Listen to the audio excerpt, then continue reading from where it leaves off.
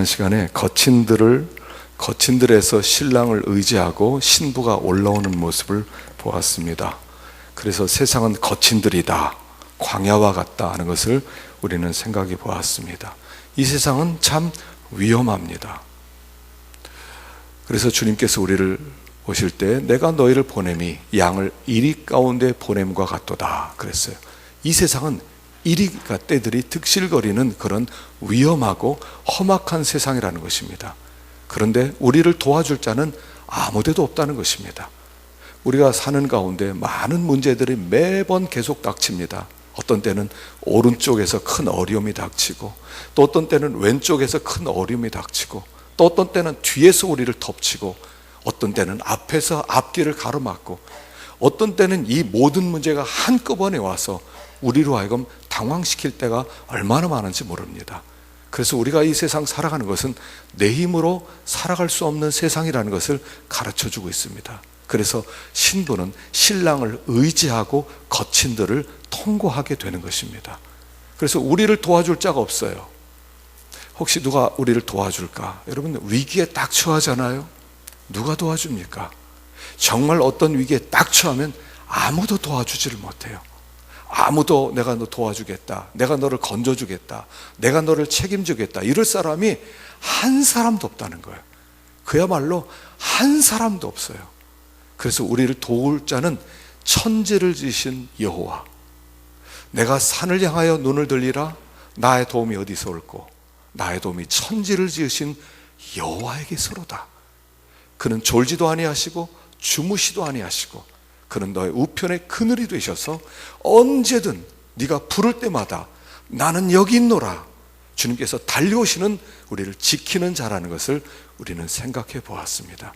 그래서 어떤 사람은 하나님의 도움을 받고 어떤 사람은 하나님의 도움을 받지 못해요. 차이가 뭡니까?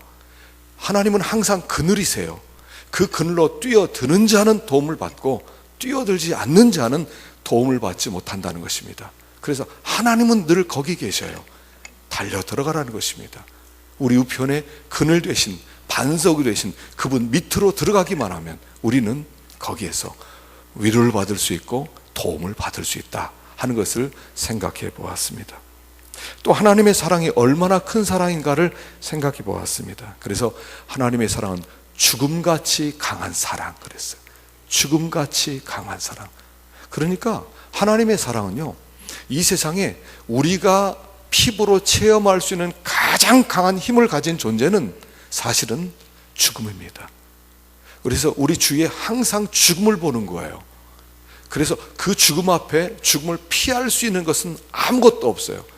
이제까지 살았던 사람 중에 죽음을 피한 사람이 없었고요, 죽음을 연기시킨 사람도 없었고 죽음에 대항한 사람도 없었어요. 이제까지 이 세상에 왔던 사람 중에 죽지 않은 사람이 없어요. 다 죽었어요. 죽음은 그야말로 천하무적입니다. 강력한 힘을 가지고 있습니다. 죽음이 오면 그 죽음을 받아들일 수밖에 없습니다. 그런데 하나님의 사랑이 그렇다는 것입니다. 하나님의 사랑은 절대적인 사랑이에요. 하나님의 사랑이 오면 그 사랑을 안 받을 재간이 없어요. 내가 너를 사랑한다 그랬을 때, 하나님, 전 싫습니다. 당신은 제 타입이 아닙니다. 저는 원래 불교를 좋아합니다. 저는 부처님 타입입니다. 저는 알라 타입입니다. 저는 그냥 이렇게 산신령님 섬기는 거 좋습니다. 소용없습니다. 하나님의 사랑이 오면 누구든 받아들일 수밖에 없는, 하나님 강력한 힘으로 우리에게 찾아오시는 분이시다. 그래서 하나님의 사랑을 무조건적 사랑이라고 하는 것입니다. 그래서 하나님이 우리에게 사랑으로 오실 때 사랑을 피할 자가 없다 하는 것입니다. 하나님은 질투하는 하나님이신데 그 질투는 마치 스월처럼 잔인하다고 그랬어요. 음부처럼 잔인해요. 여러분, 죽음은 잔인합니다. 죽음의 세계는 잔인합니다. 어떤 상황이 있더라도, 어떤 정말 너무 불쌍한 상황에도 죽음이 오면 잔인하게 나가채가 버리는 거예요. 하나님의 질투가 그렇다는 것입니다. 질투는 사랑하는 자에게서 그 사랑을 받지 못하고 자기에게 와야 될 사랑이 다른 쪽으로 가는 것을 볼 때 마음 가운데 타오르는 불구 같은 것이 질투입니다. 하나님은 우리를 무조건적으로 사랑하셔서 찾아오시는데 그 사랑을 거부하고 다른 길로 갈 때 하나님은 잔인해지십니다. 하나님은 모든 길을 다 막아버리십니다. 하나님은 먹을 것, 입을 것, 잘 것을 다 제거해버리십니다. 그리고 하나님께 돌아오는 길만 놓아두십니다. 사람은 그렇게 하나님을 떠나 살고 싶어요. 하나님 때문에 우리는 불행하다고 생각해요. 하나님 때문에 내가 이렇게 불편하게 산다고 생각해요.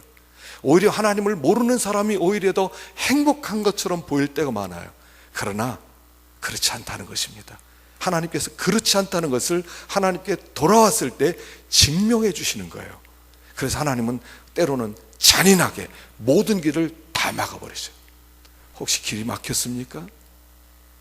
혹시 내가 가는 길에 아무것도 보이지 않고 내가 어디로 가야 될지 모르십니까? 하나님이 길을 막은 것일 수 있어요. 돌아오라는 거예요. 그리고 하나님 돌아오기만 하면 우리 하나님은 언제든지 맞아주신 하나님, 그리고 우리 하나님은 반드시 우리들의 사랑을 받아내고야 마는 하나님이라는 거예요. 내가 그냥 이렇게 적당하게 이렇게 섬기더라도 하나님은 내버려 두지 않는다는 겁니다. 하나님은 지금도 불타오르고 있어요. 여호와의 불처럼 꺼지지 않는 불로 우리를 바라보고 있고 돌아오기를 고대하고 있다는 거예요. 하나님께 돌아가지 않았음에도 불구하고 어려움이 없습니까? 곧 올 것입니다. 기대하십시오. 우리 하나님은 그 질투는 꺼지지 않은 불, 잔인한 불과 같은 것입니다. 이 사랑의 불은 무엇으로도 끌 수 없다고 그랬어요. 산불이 있으면 비만 한번 오면 다 꺼지지만 우리 하나님의 사랑의 불은 어떤 장애물, 어떤 어려움, 무슨 일이 있다 하더라도 그 사랑은 꺼지지 않는다는 겁니다. 우리 하나님의 사랑이 변할까 봐 걱정하지 말라는 겁니다. 하나님의 사랑이 변함없기 때문에 우리의 구원도 변함없는 것입니다. 하나님은 내가 하는 그 하나의 반응에 따라 하나님은 마음을 이렇게 바꿨다 저렇게 바꿨다는 분이 아닙니다. 너 이럴 줄 몰랐어, 이렇게까지 고집센지 몰랐어, 나는 너를 포기하겠어. 하나님은 결코 그렇게 말씀하지 않는다는 겁니다. 이 세상에 어떤 장애물이 와서 하나님과 우리 사이에 놓여있다 하더라도 하나님은 그 장애물을 꿰뚫고 들어와서 우리를 사랑하고야만은 좋으신 하나님이라는 겁니다. 이 사랑은 이 세상에 무엇으로도 살 수 없는 사랑이라고 그랬어요. 모든 것을 다 주고도 나도 저 사랑 좀 받고 싶다, 하나님의 저 사랑 좀 받아야 되겠다. 그래서 돈이 있는 사람이, 권세 있는 사람이, 힘 있는 사람이 자기의 모든 것을 다 갖다 준다 하더라도 그 사랑은 받을 수 없다고 그랬어요. 왜냐하면 사랑이란 사랑을 주는 자의 마음에 달렸기 때문입니다. 우리가 사랑을 얻겠다고 해서 모든 것을 다 준다고 해서 사랑을 얻을 수 있는 게 아니라 사랑은 하나님의 계획이고 하나님의 뜻이기 때문에 그 사랑을 받은 자만 하나님의 복을 받은 자다 하는 것을 생각해 보았습니다. 하나님의 사랑은 위대한 사랑이라는 것입니다. 그래서 우리의 구원이 위대한 것입니다. 세상에서 예수 믿는 사람처럼 럭키하고 해피하고 행복한 사람이 없어요. 가장 행복한 사람, 가장 운이 좋은 사람, 어떻게 우리가 그 사랑을 받았습니까? 어떻게 하나님의 사랑을 받았습니까? 그래서 이스라엘이여 너는 행복자로다. 하나님이 우리를 위하시면 누가 우리를 대적하리요? 고백할 수 있는 것입니다. 우리는 지난 시간에 하나님의 사랑의 위대함을 생각했습니다. 자, 우리 8절 9절을 읽어보겠습니다. 8절부터 9절 10절까지 읽어보겠습니다. 시작. 우리에게 있는 작은 노인은 아직도 유방이 없구나. 그가 청혼을 받는 날에는 우리가 그를 위하여 무엇을 할까? 그가 성벽이라면 우리는 은망대를 그 위에 세울 것이요 그가 문이라면 우리는 백향목 판자로 두르리라. 나는 성벽이요 내 유방은 망대 같으니 그러므로 나는 그가 보기에 화평을 얻은 자 같구나. 지난 1월부터 아가서를 시작했습니다. 이제 오늘 마지막 시간입니다. 결론입니다. 우리는 이 아가서 앞부분에서 이 술람미 여인이 얼마나 큰 사랑을 받았는지 우리는 보았습니다. 원래 그는 그렇게 사랑을 받을 만한 아름다운 존재가 아니었습니다. 그는 오히려 사랑을 받는 것이 아니라 미움을 받는 것이 마땅합니다. 솔로몬은 자기의 연약함을 알았다고 그랬어요. 사실은 우리가 지금 솔로몬을 위대한 사람이다, 지혜로운 사람이다 추앙하고 있지만 사실 솔로몬은 이 세상에 태어나서는 안 되는 사람이었어요. 다윗 왕이 자기의 장수, 아주 유명한 장수를 죽이고 그 부인을 차지해서 낳은 아이가 솔로몬입니다. 세상에서 이 솔로몬은 처음에 손가락질을 받고 어떻게 너는 태어나지 않아야 되는 사람이 태어났다, 그것을 솔로몬은 알았습니다. 그런데 하나님은 솔로몬이 태어났을 때 솔로몬을 너무나 사랑하셨습니다. 그에게 여디디야, 하나님의 사랑을 받는 자라고 하는 별명까지 지어줄 만큼 하나님은 솔로몬을 사랑했습니다. 솔로몬이 위대해서 자격이 있어서 사랑한 것이 아닙니다. 도리어 자격 없기 때문에 그를 사랑한 것입니다. 그리고 그에게 전무후무한 지혜를 주어서 그의 인생이 완전히 바뀌어지는, 태어나지 말았어야 될 사람이다 라고 했던 사람이 나중에는 이 사람이 없었더라면 이 나라도 없었다 할 만큼 존귀한 자로 하나님이 바꾸어 주셨다는 겁니다. 그런 사랑을 받은 것이 술람미 여인이라는 거예요. 술람미 여인은 그저 어느 한 촌구석의 포도원지기였습니다. 오빠들이 그를 천덕꾸러기로 여겨서 너 가서 포도원이나 돌봐. 그래서 그는 그 땡볕 아래서 포도원을 치면서 얼굴을 까무잡잡하고 항상 옷은 땀에 젖어 있고 냄새가 나고, 그리고 나서 자기 몸을 꾸미지 못했던 계달의 장막 같은 여인이었습니다. 그런데 어느 날 솔로몬이 순방을 하다가 그를 보고 반해버립니다. 그리고 그에게 고백하기를 나의 사랑, 나의 누이, 나의 비둘기, 나의 완전한 자야. 네가 한 번 나를 보는 것으로 내 마음을 빼앗아가 버렸구나. 너는 완전하구나. 너는 눈이 아름답고 머리가 아름답고 뺨이 아름답고 코가 아름답고 입이 아름답고 목이 아름답고 가슴이 아름답고 배꼽이 아름답고 다리가 아름답고 다 아름답구나. 나는 너를 볼 때마다 가슴이 뛰고 심장이 뛰어서 견딜 수 없구나 하는 사랑 고백을 우리는 보았습니다. 이게 아가서예요. 그리고 나서 오늘 결론 부분에 이렇게 나옵니다. 이 사랑을 받았으니까 이 사랑을 받은 술람 여인이 이제는 결론적으로 어떻게 살아야 되느냐는 것이죠. 이 사랑을 받은 우리들이, 이 시대 술람미 신부들인 우리들이 어떻게 살아야 되느냐는 것이 오늘 결론적으로 나와 있다는 것입니다. 첫째 이거예요.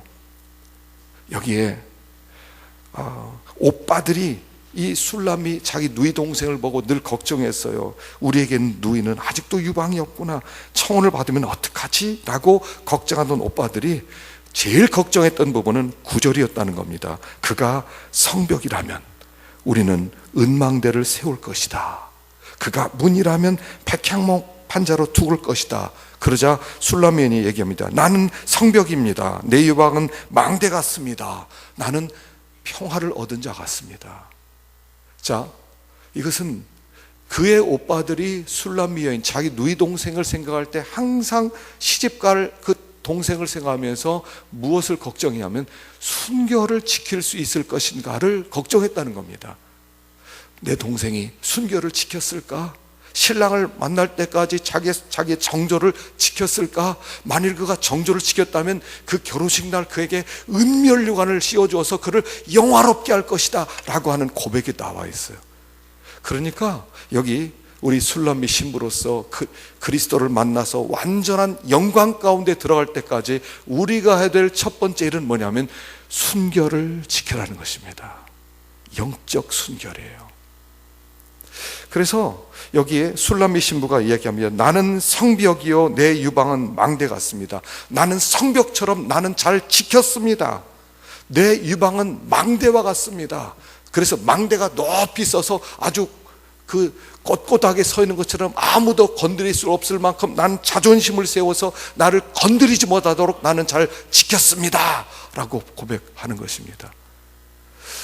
우리가 신랑을 만난 다음에 우리의 진정한 신랑은 예수 그리스도예요. 예수 그리스도가 신랑이에요.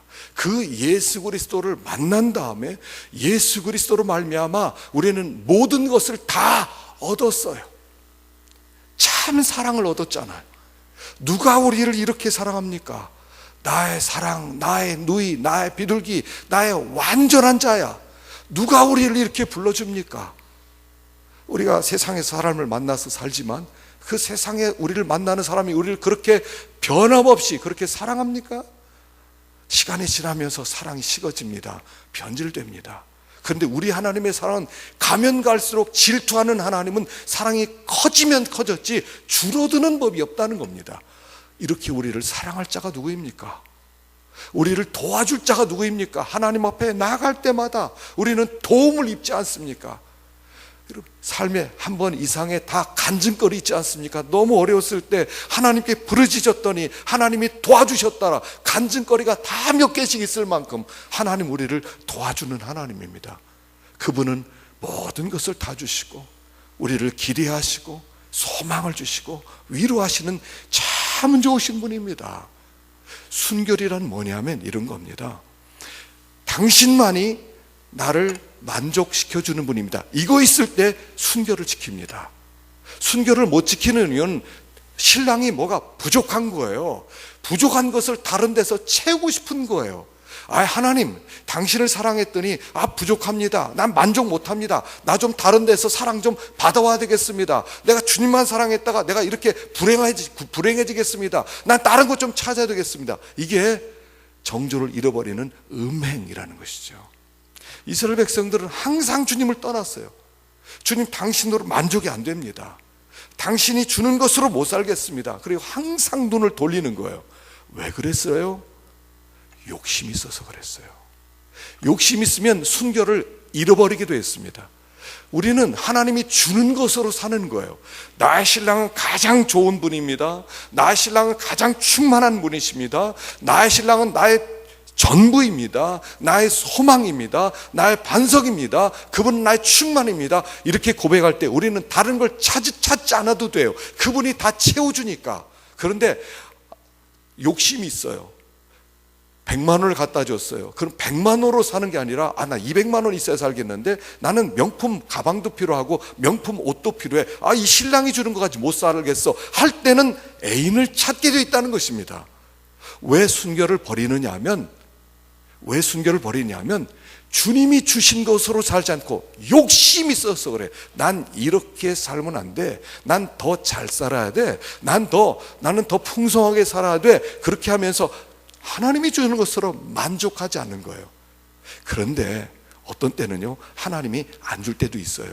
왜 그래요? 있으면 망하니까 그래요. 그럼 어떤 때는 연기시키는 거예요.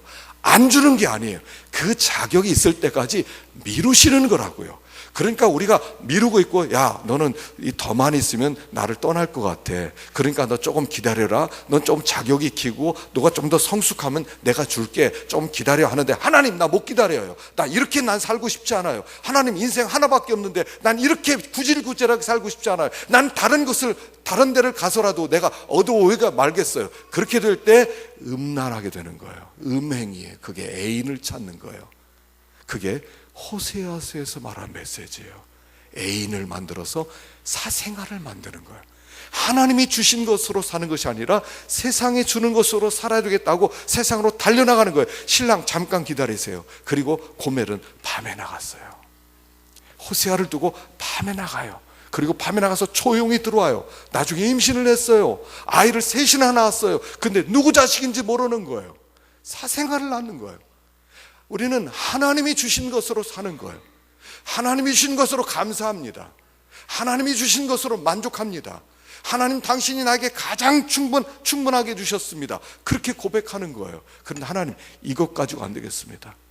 이것 가지고 안 되겠습니다. 나 다른 데 가서라도 조금 뭔가 얻어와야 되겠습니다. 그렇게 될 때 순결을 잃어버린다는 사실입니다.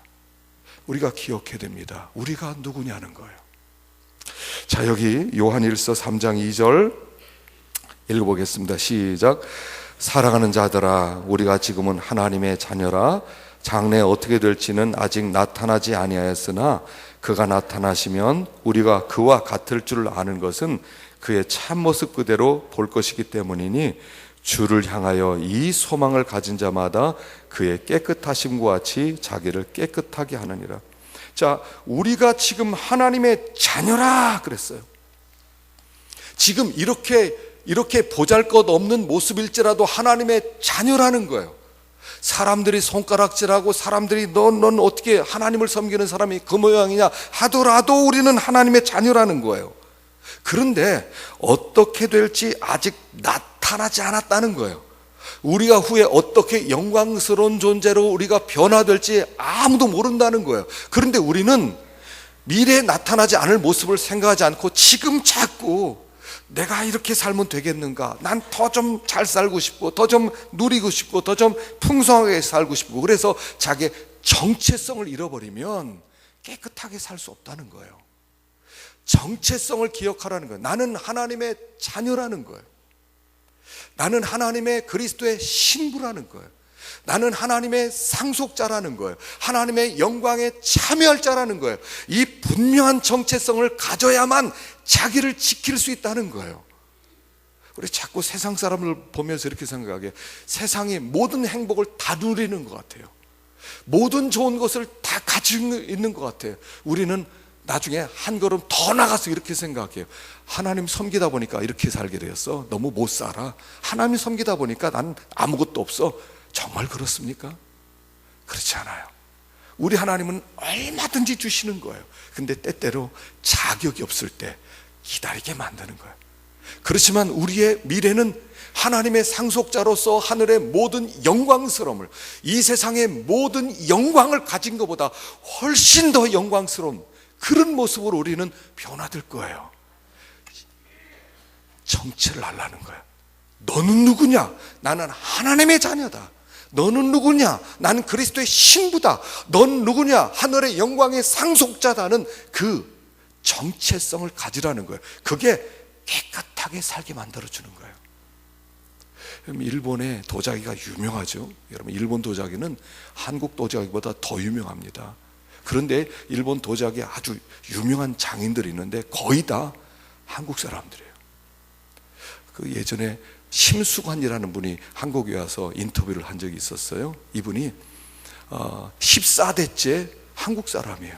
그러니까 아주 오래전에 끌려갔죠. 한 번은 아버지가 자기를 부르더랍니다. 어렸을 때. 그리고 나서 작업하는 방으로 돌리더니 물레를 돌리더래요. 그리고 그 위에다가 진흙 한 덩이를 딱 올려놓고 그 위에 바늘을 딱 꼽더랍니다. 물레를 돌아가면서 얘야 뭐가 보이냐? 가만히 보니까 물레가 돌아가고 그 위에 진흙이 돌아가는데 바늘 하나를 꽂았는데 바늘이 흔들리지 않더래요. 자, 이 바늘을 기억해라 그러더래요. 그래서 그냥 연습을 무지하게 열심히 하라는 뜻인가 보다 그래서 연습을 많이 했대요. 근데 나중에 알고 보니까 그게 아니더라는 거예요. 너는 조선 사람의 정체성, 중심을 빼앗기지 말라는 얘기였대요. 14대째 살면서 한국 사람으로 살아가요. 생각해 보십시오. 임진왜란 1592년에 벌어졌고요. 그때 많은 도공들이 끌려갔습니다. 400년이 지났습니다. 그러면 그냥 동화되어서 일본 사람으로 살 수 있지 않아요? 14대가 지났는데 자기는 조선 사람이라는 거예요. 한국 사람이라는 거예요. 그래서 거기서 한국 사람으로서 도자기를 만들면서 그 맥을 이어오고 있다는 거예요. 거기에서 일본 사람으로 성공하는 것이 아니라 한국 사람으로 성공한다는 거예요. 여러분, 정체성이 중요한 거예요.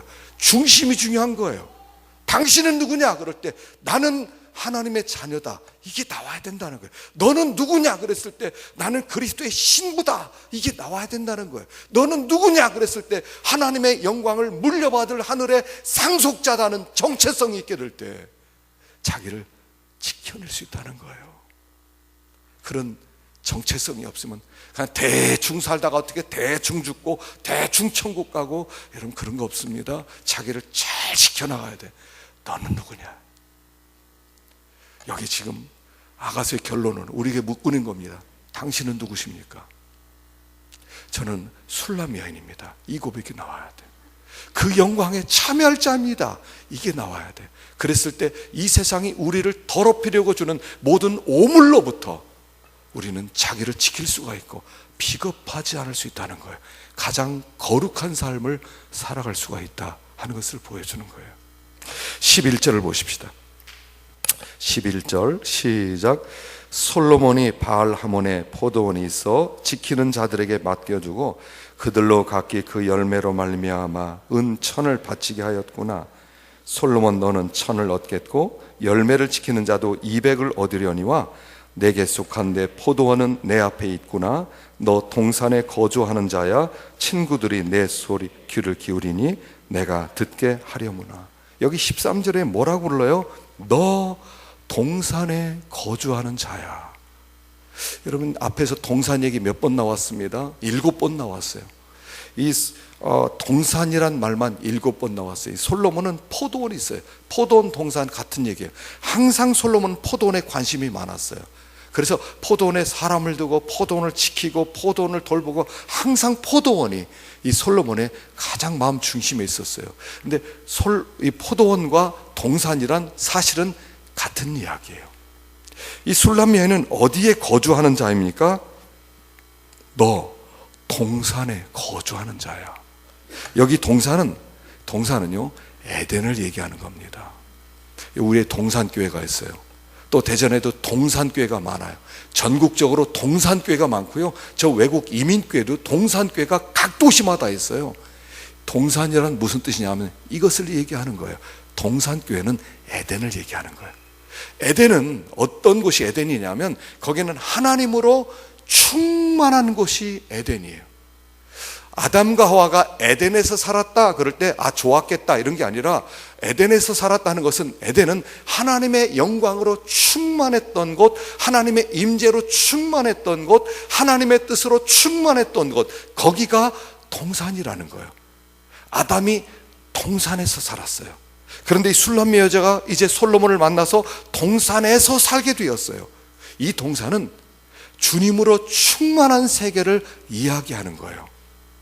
그래서 이 동산에서 사는 사람은 항상 무엇을 중요하게 여겨야 됩니까? 하나님의 임재를 중요하게 여기고 타락하는 것을 조심해야 되는데, 타락이라고 하는 것이 뭐냐 하면 하나님의 영광으로 충만하지 못한 상태, 이게 타락이에요. 아담과 하와가 에덴에 살고 있을 때 뱀이 들어왔습니다. 그를 타락시켰습니다. 어떻게 타락시켰냐면, 왜 너는 바보처럼 하나님께 순종만 하고 있냐? 너는 왜 하나님의 말씀만 의지하고 있냐? 너도 혼자 살 수 있어. 너도 힘이 있잖아. 너 나가봐. 그래서 타락이 시작된 거예요. 에덴 동산은 어떤 곳이라고요? 하나님으로 충만한 곳. 거기는 내가 없어요. 나라는 게 없어요. 나라는 것을 의식하잖아요. 거기서는 하나님께 순종만 하는 세계가 동산이에요. 그런데 마귀가 들어와서, 야, 왜 순종하냐? 넌 바보처럼 하나님만 의지하냐? 너는 바보야. 한번 독립해봐. 이게 타락이에요. 이게 세상이 멸망한 원인이라고요. 자, 이게 창세기 6장 2절을 한번 읽어봅시다. 창세기 6장 2절 읽어봅시다. 시작. 하나님의 아들들이 사람의 딸들의 아름다움을 보고 자기들이 좋아하는 모든 여자를 아내로 삼는지라. 여호와께서 이르시되 나의 영이 영원히 사람과 함께하지 아니하리니 이는 그들이 육신이 됨이라. 그러나 그들의 날은 120년이 되리라 하시니라. 당시의 땅에는 네피림이 있었고 그 후에도 하나님의 아들들이 사람의 딸들에게로 들어와 자식을 낳았으니 그들은 용사라, 고대 명성이 있는 사람들이었더라. 자, 세상이 멸망하게 된, 노아 홍수가 있기 전에 이 세상이 어떻게 된 세상이냐면 이렇게 되었기 때문에 하나님의 세상을 멸망시켰다는 얘기를 하는 겁니다. 그런데 하나님의 아들들이, 하나님의 백성들이, 사람의 딸들, 하나님을 모르는 사람들과 결혼해서 아내를 삼았는데, 그리고 거기서 아기를 낳았는데 그 아기들이 다 네피림이에요. 네피림, 용사라는 거예요. 명성 있는, 힘 있는 자들이었다는 거예요. 그런데 이게 세상을 멸망시킨 원인이었다는 거예요. 여러분, 네피림, 여기 용사, 명성 있는 자들, 이런 사람들은 어떤 뜻이냐면, 이 사람들은 더 이상 하나님을 의지하지 않고 자기 힘으로 살아가는 사람들, 이런 뜻이란 얘기예요. 그런 면에서 용사라는 거예요. 왕이라는 거 다 왕. 하나님의 아들들이 그나마 하나님을 의지하고 하나님께 순종하던 사람이 사람의 딸과 결혼하다 보니까 거기서 나온 자식들이 다 하나님으로부터 완전히 독립해서 자기가 왕이 되어서 자기 힘으로 마음대로 살아가더라는 거예요. 그러니까 하나님이 버리는 거예요. 하나님은 왜 에서를 사랑하지 않았습니까? 에서는 사냥꾼이었기 때문에 그래요. 사냥꾼은 어떤 존재냐면 자기 힘으로 산다는 뜻이에요. 자기가 화살 하나 들고 와서 자기가 화살을 쏘아서 짐승 잡아가지고 먹기도 하고 팔기도 하고 그걸 가지고 부자가 되기도 하고, 자기 힘으로 사는 사람의 대명사가 사냥꾼이란 뜻이에요. 그래서 하나님이 그를 사랑하지 않는 거예요. 지금 이겁니다. 동산이라고 하는 것은 무슨 뜻이에요? 자기로 사는 사람이 아니에요. 자기 힘을 의지해서 사는 사람이 아니에요. 자기 뜻대로 사는 사람이 아니에요. 자기 자존심을 앞세우는 사람이 아니에요. 하나님으로 충만한 사람이에요. 이 사람이 동산에 거주하는 사람이에요. 이 술람 여인이 솔로몬을 만난 다음에 그 다음에 어떻게 됩니까? 솔로몬을 만난 다음에 그 다음에는 그 동산 안에 거주해서 하나님으로 충만한 삶을 살기 시작했다는 거예요. 내가 없어졌어요. 신앙이라는 것은 이겁니다. 예수 안으로 들어오는 것이고요, 예수가 나의 전부가 되는 거예요. 예수가 나의 모든 것이 되는 거예요. 거기에는 내가 빠지는 거예요. 거기가 동산이에요. 거기가 생명의 세계고 거기가 기쁨의 세계예요. 거기가 충만한 세계예요. 이 동산 밖은 다 죽음의 세계예요. 그래서 노아가요, 노아 방주가 노아 홍수가 났을 때 노아가 방주 속에 들어갔어요. 노아가 살았어요. 이게 뭐예요? 이 세상은 죽음의 세계였을 때 노아는 이 방주 안에서, 이 방주라고 하는 것은 하나님의 은혜의 세계고 하나님의 영광의 세계고 말씀의 세계예요. 노아의 방주 안에는 노아를 방주를 만들 때 노아는 하나님이 시키는 그대로 방주를 만들었고요, 그 안에 사는 들어온 모든 짐승도 하나님이 계획한 그런 짐승들만 그렇게 들어왔어요. 거기는 하나님으로 충만한 곳, 하나님의 말씀으로 충만하고 하나님의 뜻으로 충만한 곳, 그게 노아의 방주예요. 역으로 말하면 그 노아의 방주는 노아의 무덤이에요. 노아의 무덤이었어요. 노아라고 하는 자기의 생각과 자기의 뜻과 자기의 미래 계획과 야망은 다 내려놓고 하나님의 말씀만 전적으로 순종했던 세계가 노아의 방주였다는 거예요. 이게 동산이라는 거예요. 신앙이라고 하는 것은 이겁니다. 내 속에 내가 너무 많잖아요. 뭐 할까, 이럴까 저럴까, 이렇게 저건 저렇게 하지. 하나님이 들어갈 틈이 없어요. 자기로 꽉 차 있어요. 그것은 뭐예요? 죽음의 세계예요. 죽음의 세계에서는 살 수가 없는 거예요. 괴롭고 고통스럽고 슬프고 아프고 계속 문제가 터지고, 그건 죽음의 세계예요.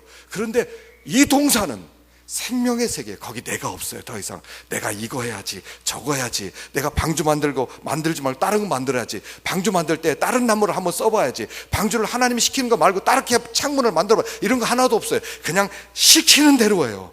거기는 내 미래도 없고요, 내 생각도 없고요, 내 뜻도 없고요, 내 야망도 없고요, 거기는 하나님의 뜻으로 꽉 차 있는 거예요. 거기가 동산이에요. 우리는 여기서 사는 사람이에요. 나라고 하는 것을 의식하는 게 아니에요. 나 벌거벗었으나 부끄러워하지 않더라, 의식하지 않는 거예요. 의식하면 내가 부끄러워서 나 의식하니까 나 이게 뭐야, 뭐 입어야 되겠는데, 자기를 의식하는데 창피한데, 그런데 나를 의식하지 않으니까, 내가 없으니까, 하나님으로 충만하니까 거기는 기쁨이 되는 거예요. 이게 동산이에요. 여러분, 동산에 살고 있어요? 죽음의 세계에서 살고 있어요? 자기 생각, 자기 뜻, 자기 야망, 자기 주장, 자기 자존심, 자기로 꽉 찬 세계를 살고 있다면 당신은 죽음의 세계에서 아마 죽지 못해 살 겁니다. 그러나 나는 없어요. 주님의 뜻만 있어요. 주님의 말씀만 있어요. 주님의 계획만 있어요. 주님의 영광만 있어요. 그럼 거기는 동산입니다. 왜 우리가 하나님의 말씀으로 자꾸 채워야 돼요? 우리는 자꾸 자기를 의지하려고 그래요. 자기를 너무 많이 의식을 해요.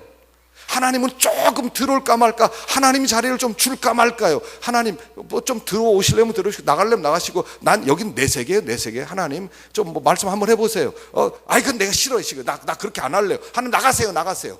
결국 이거 아닙니까? 하나님, 야 이거 이렇게 하거라, 자 이렇게 살고. 하나님 싫어요. 지금 내 상황이 어떤데, 내 상황도 모르시고 날 내버려 두세요. 죽음의 세계, 그건 동산이 아니에요. 하나님 들어오셔서 거기에서 충만하기를 원하세요. 그래서 우리의 삶에 우리를 몰아내야 돼요. 왜 우리가 괴로워요? 그 세계 나로 충만하니까 괴로운 거예요. 내 자존심을 생각하니까, 내 미래를 생각하니까 내가 괴로워서 살 수 없는 거예요. 나를 의지하니까. 내가 없는 세계예요. 이 동산은 내가 없는 세계예요. 에덴은 아담이 없었던 세계예요. 하나님의 말씀만 있었어요. 거기가 동산이에요. 거기서 사는 거예요. 술람이신 분은 동산에 사는 거예요. 내려놓으세요. 원로 목사님이 이렇게 요양병원에 가시고요, 어떤 때는 의식이 조금 이렇게 있었다가 조금 이렇게 피곤하면 또 주무셨다가 그래요. 그리고 말씀을 못 하셔요. 얼마나 답답하실까. 일생 동안 말씀하던 분이 말씀 못하니까. 그래서 전 가면요, 하고 싶은 얘기 제가 다 합니다. 제 마음속에 있는 거 다 합니다. 그러면 그냥 다 듣고 계셔요. 그런데요, 그렇게 훌륭하게 볼 수가 없어요. 그렇게 훌륭하게 볼 수가 없어요. 완전 어린아이 같은, 어린아이같이 되지 않으면 천국에 들어가지 못하리라. 아, 이거였구나. 이거였구나. 말이 많아요. 우리는요, 우린 핑계가 그렇게 많아요. 우린 그렇게 계획이 많아요. 우린 그렇게 욕심이 많아요. 그렇게 우린 자존심이 많아요. 뭘 그렇게 많아요? 죽음의 세계예요. 내려놓는 거예요. 이 동산이라는 건 내가 빠진 거예요. 우린 더 죽어야 돼요. 우린 더 깨져야 돼요. 더 깨져야 돼요. 더 깨져야 돼요.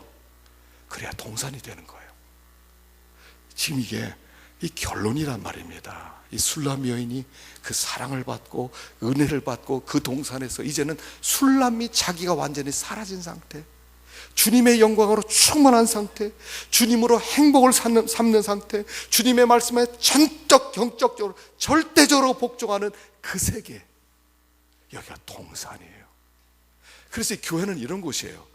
이 교회는 하나님의 말씀이 선포되고 말씀으로 충만해질 때는 동산이 되고요, 와서 자기 생각을 다 갖고 있어요. 설교 듣다가 아이, 그 목사님 생각이야. 아이, 난 그렇게 못해. 내 상황이 어떤 줄 알아? 내가 얼마나 피곤한 줄 알아? 내가 일이 얼마나 많은 줄 알아? 여러분, 죽음의 세계로 내려가는 거예요. 동산은요, 다스림을 받는 거예요. 여기서는 다스림을 받는 거예요. 저도 저의 다스림을 받아요. 저도 하나님의 말씀 듣고 그 말씀에 다스림을 받는 거예요. 나를 꺾는 거예요. 그 말씀 앞에 굴복하는 거예요. 그 말씀 앞에 자기를 깨뜨리는 거예요. 거기가 동산이에요.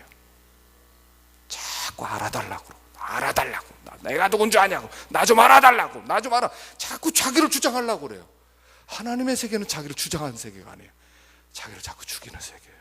또 죽이고 또 죽이고 죽이고. 그냥 사람들이 뭐라고 하더라도 그냥 화나지 않은 상태, 이순. 사람들이 뭐라고 하더라도, 무슨 비방하더라도 씩 웃어버리고 끝나는 거, 이게 동산이에요. 하나님 우리를 동산에 초대하세요. 14절 마지막으로 읽어봅시다. 시작. 내 사랑하는 자야, 너는 빨리 달리라. 향기로운 산 위에 있는 노루와도 같고 어린 사슴과 같아라. 내 사랑하는 자야, 너는 빨리 달리라. 이게 이제 술람미 여인의 소원이에요. 내 사랑하는 자요, 빨리 오십시오 하는 거예요. 이제 빨리 오십시오. 향기로운 산 위에는 노루와 같고 어린 사슴과도 같습니다. 여기 노루와 어린 사슴은 앞에서 제가 말씀드린 것처럼 하나님의 이름을 함부로 부를 수 없어서 그 단어와 비슷한 단어를 썼는데, 그게 우리로 번역했을 때는 노루라는 단어와 어린 사슴이라는 단어라고 그랬죠. 이것은 하나님을 얘기하는 거예요. 전능하신 하나님, 만군의 하나님, 하나님의 이름을 얘기해요. 하나님, 전능하신 하나님이요, 당신의 능력으로 저에게 빨리 와주십시오. 저를 영접해 주십시오 라고 하는 소원이에요. 이게 마지막 마무리예요. 이 결론이에요. 자, 사랑하는 사람을 만났어요. 솔로몬을 만났어요. 그래서 그 사랑을 받았어요. 그리고 나서 이 왕이기 때문에 자주 왕궁에 갔다가 또 오기도 하고 왕궁에 갔다 오기도 해요. 그런데 이제는 그것으로 만족할 수 없다는 거예요. 빨리 오라는 거예요. 나를 데려가서 이제 영원히 떠나지 않고 당신과 함께 살고 싶다는 거예요. 마라나타예요. 이게 마라나타예요. 마지막에 빨리 오십시오. 그랬더니 신랑도 그래, 내가 속히 가겠다 이렇게 말하는 거예요. 그래서 정말 주님을 사랑하면 주님을 기다리는 거예요. 여러분, 정말 주님을 사랑하십니까? 그러면 빨리 주님 오십시오 하는 거예요. 빨리.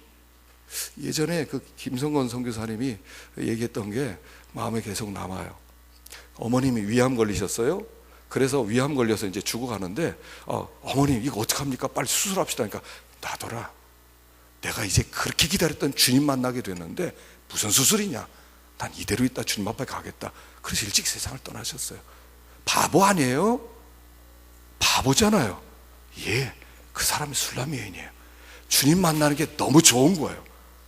이 세상에 의학이 너무 발달했어요. 죽어가는 사람 다 살려놔요, 의학이. 물론 이거 다 일반 은총으로 하나님이 우리에게 복으로 주신 거예요. 그런데 어떤 때는 주님 앞에 가는 것을 자꾸 미루게 만들어요. 미루게 만들어요. 저 예전에 이렇게 생각했어요. 우리 한 장로님 동생 되는 좋은교회 목사님이 세상을 떠났어요. 교회 얼마나 잘 지어놨습니까? 교회 11,000평에다가요 영감평 3,000평에 완벽한 건물을 지어놨어요. 그리고 몸이 아파서 병원 가니까 폐암 말기래요. 그리고 넉 달 만에 세상을 떠났어요. 바보예요, 바보. 병원 가는 거 싫어해서 병원 안 갔대요. 가보니까 말기예요. 너무 아쉬워요. 너무 훌륭한 분이세요. 그런데 요즘 그런 생각이 들어요. 그분 참 훌륭했다. 진짜 주님을 사랑했구나. 진짜 주님을 사랑했구나. 그런 마음이 들어요. 주님을 빨리 보고 싶어서 병원 가면 고쳐놓을까봐 안 간 거예요. 고쳐놓을까봐 안 간 거예요, 그냥. 그리고 마지막에 너무 아프니까 가보니까 이미 퍼졌어요. 끝난 거예요. 그리고 마무리 다 해놓고 싹 가버렸어요. 와, 요즘은 죄송한 얘기만 제 아버님이 저렇게 아파서 누워 계시는 걸 보니까 거기 누워있는 분이 왜 이렇게 많아요? 전국적으로 얼마나 많겠어요? 하나님 앞에 가는 시간을 자꾸 밀어놓지 않아요? 그걸 우리는 다행이라고 또 생각해. 여러분, 우리가 진짜 하나님을 사모하는 사람들 맞습니까? 마라나타, 어서 오십시오. 언제든 주님 맞을 준비되어 있습니다. 하나님이 영광에 참여하길 원합니다. 그거 기다리는 사람 맞는 거예요? 주님을 진짜 사랑해요? 너무 우리는요, 세상에 대한 집착이 너무 강한 거예요. 너무 강해요. 그리고 주님 어서 오시옵소서 그러고 앉아있어요. 이런 모순이 어디 있어요? 제가 지금 뭐 일찍 죽으라 이런 얘기 하는 건 아니에요. 병원 가지 말라 이런 소리라도 하는 거 아니에요.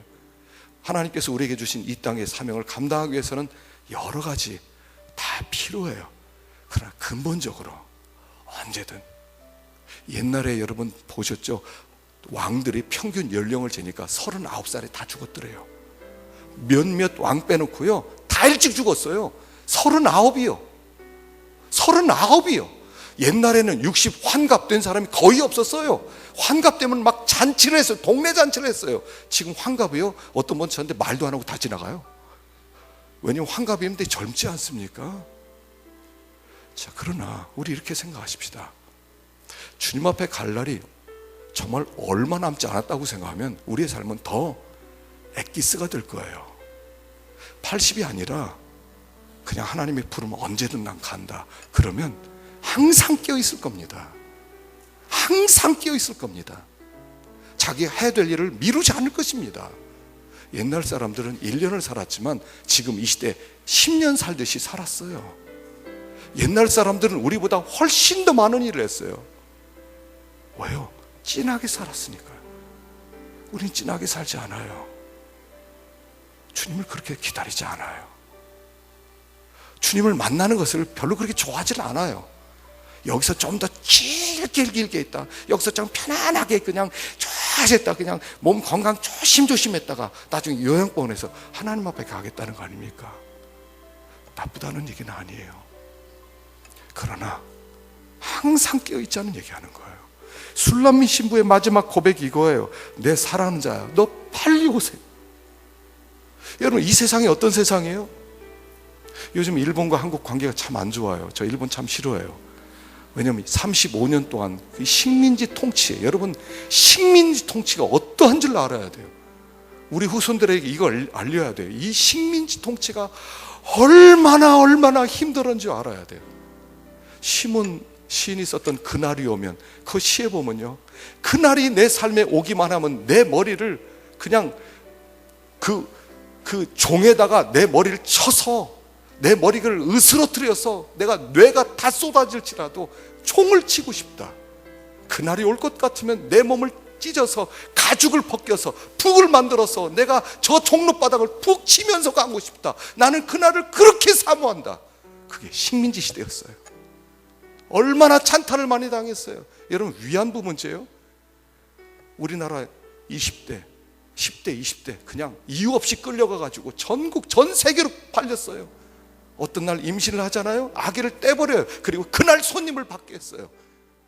이런 파렴치한 일을 했어요. 여러분, 유관순 여자가 어떻게 죽은 줄 아셔요? 우리가 사는 이 시대가 식민지 통치 시대보다 못해요. 죽음의 세계가, 여러분, 이 교회의 영광이 땅에 떨어진 거 아셔요?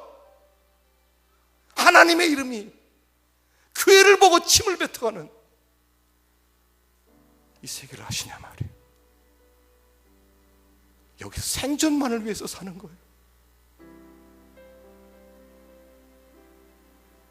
주님, 속히 오십시오. 우리의 소원은 대한 독립입니다. 했던 것처럼 주님, 우리의 소원은 하나님 나라입니다. 더 이상 이 세상의 죽음의 통치를 받고 싶지 않습니다. 더 이상 이렇게 살고 싶지 않습니다. 속히 오십시오. 이게 우리의 고백이 되어야 되는 거예요. 이게 아가서의 결론이에요. 주님이 속히 오세요. 그렇게 오래 사는 게 좋습니까? 그렇게 질질 끌면서 사는 게 좋습니까? 주님 어서 오십시오. 언제든 주님 앞에 서겠습니다. 우린 이거예요. 언제든 주님 앞에 서겠습니다. 이게 준비가 돼야 돼요. 지겹지 않아요, 이 세상에? 이렇게 비겁하게, 이렇게 거짓되게, 이렇게 하나님 떠나서 이 세상이 뭘 그렇게 즐거움을 줍니까? 이 세상이 우리에게 즐거움을 주었습니까? 우리에게 진정한 위로를 주었습니까? 우리에게 약속한 행복을 주었습니까? 이 세상이 정말 주었어요.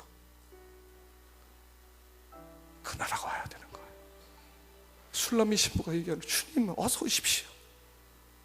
어서 오십시오. 지쳤습니다. 어서 오십시오. 당신만이 내 위로입니다. 당신만이 내 삶의 소망입니다. 고백하는 거. 이게 아가서의 결론이에요. 이렇게 사랑하시는 주님, 이렇게 우리를 사랑하시는 주님, 그분을 뵙고 싶지 않습니까? 그분의 손을 만져보고 싶지 않습니까? 그 영광스러운 나라가 얼마나 영광스러운지 기대가 되지 않습니까? 우리 앞에 펼쳐질 하나님의 영광의 세계, 생각만 해도 가슴이 벅차오르지 않습니까? 언제까지 이렇게 살 거예요? 우리 전능하시고 천지를 창조하신 하나님을 내가 믿습니다. 그 고백이 사실이라면 우리의 소원은 그거예요. 주님 어서 오십시오. 지겹습니다. 여기서 참기가 힘듭니다. 당신만 위로입니다. 하나님께서 우리를 이곳에 두셔서 하라고 하는 일은 하고 있습니다만, 아버지, 그러나 그 나라 속히 오게 하옵소서. 그게 우리의 고백이 되어 정상이에요. 그게 술람미 신부예요. 그게 아가서의 결론이에요. 주님의 오심을 기다리십시다. 그리고 우리도 마음을 다해서, 온몸을 다해서 하루씩 버텨가십시다. 그리고 그 주님께서 우리를 맞아주시고 눈에서 눈물을 씻어주시고 우리에게 관을 씌워주실 때 이 땅의 모든 고생이 하루아침에 사라질 것이고, 그리고 하나님이 주시는 진정한 위로를 맛보게 될 것입니다. 기도하십시다.